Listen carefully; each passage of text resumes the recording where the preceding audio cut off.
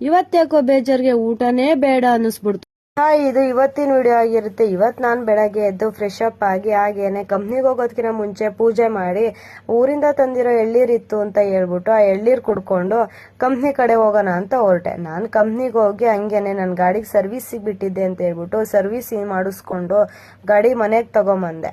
ಅಷ್ಟೊತ್ತಿಗೆ ಟೈಮ್ ಬೇರೆ ಆಯಿತು, ಬಿಸಿಲು ಬೇರೆ ಹೊಡಿತಾ ಇತ್ತು ಅಂತ ಹೇಳ್ಬಿಟ್ಟು ಹೋಗಿ ನೆನ್ನೆ ಒಣ ಹಾಕಿರೋ ಬಟ್ಟೆ ಎತ್ಕೊಂಬಂದಾದ್ಮೇಲೆ ಮಲ್ಕೊಂಡೆ. 7 ಗಂಟೆಗೆ ಎದ್ದೆ. ಅಯ್ಯೋ ಟೈಮ್ ಬೇರೆ ಆಯ್ತು, ಪಾತ್ರೆ ಬೇರೆ ತೊಳೆದಿರ್ಲಿಲ್ಲ ಅಂತ ಹೇಳ್ಬಿಟ್ಟು ಪಾತ್ರೆ ತೊಳಿತಾ ಇದ್ದೆ. ಪಾತ್ರೆ ತೊಳೆದಾಯ್ತು.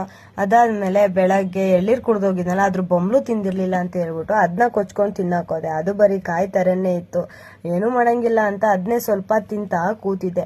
ಹಂಗೇನೆ ಇವತ್ತು ಬರ್ಬೇಕಾದ್ರೆ ಮಾವಿನಕಾಯಿ ತಗೊಂಬಂದಿದ್ದೆ. ಮಾವಿನಕಾಯಿ ತಿನ್ನೋನ್ ಬಾರೆ ಅಂತ ನನ್ನ ಫ್ರೆಂಡ್ನ ಕರೆದ್ರೆ ಅವಳು ನನಗೆ ಬೇಡ ಒಗ್ಗರಣೆಗೆ ಹಾಕು ಅಂತ ಅಂದ. ಅದು ನಾನು ಒಂದ್ ಸ್ವಲ್ಪ ಕುಯ್ಕೊಂಡು ತಿಂದೆ, ಆದ್ರೆ ತಿನ್ನಕ್ಕಾಗ್ಲಿಲ್ಲ, ಹುಳಿ ಇತ್ತು. ಹಂಗಾಗಿ ಒಗ್ಗರಣೆಗೆನೆ ಹಾಕೋಣ ಅಂತ ಹೇಳ್ಬಿಟ್ಟು ಒಗ್ಗರಣೆಗೆ ಹಾಕ್ತಾ ಇದ್ದೆ. ಒಗ್ಗರಣೆಗೆ ಹಾಕ್ಬೇಕಾದ್ರೆ ಏನೋ ಘಮ ಘಮ ಅಂತ ಇತ್ತು, ಆದರೆ ಟೇಸ್ಟ್ ಮಾತ್ರ ಚೆನ್ನಾಗೇ ಬಂದಿತ್ತು. ಅದಾದ್ಮೇಲೆ ಜಾತ್ರೆಯಿಂದ ಪುರಿ ತಂದಿದ್ದೆ ಅಂತ ಹೇಳ್ಬಿಟ್ಟು ಜಾತ್ರೆ ಪುರಿ ಖಾರನ ತಿನ್ಕೊಂಡು ಕೂತಿದ್ದು. ಅಷ್ಟೊತ್ತಿಗೆ ನನ್ನ ಫ್ರೆಂಡು ಬಂದ್ಲು. ಅವಳು ನಾನು ಒಟ್ಟಿಗೆ ತಿಂದು ಜಾತ್ರೆ ಪುರಿ ಖಾರನ. ಅದಕ್ಕೆ ಊಟ ಏನೋ ಬೇಡ ಅಂತ ಅನ್ನಿಸ್ತಿತ್ತು, ಆದರೂ ಲೈಟಾಗಿರಲಿ ಅಂತ ಅನ್ನ ಸಾರು ಮಾಡಿಕೊಂಡು ಊಟ ಮಾಡಿದೆ. Thank you for watching video.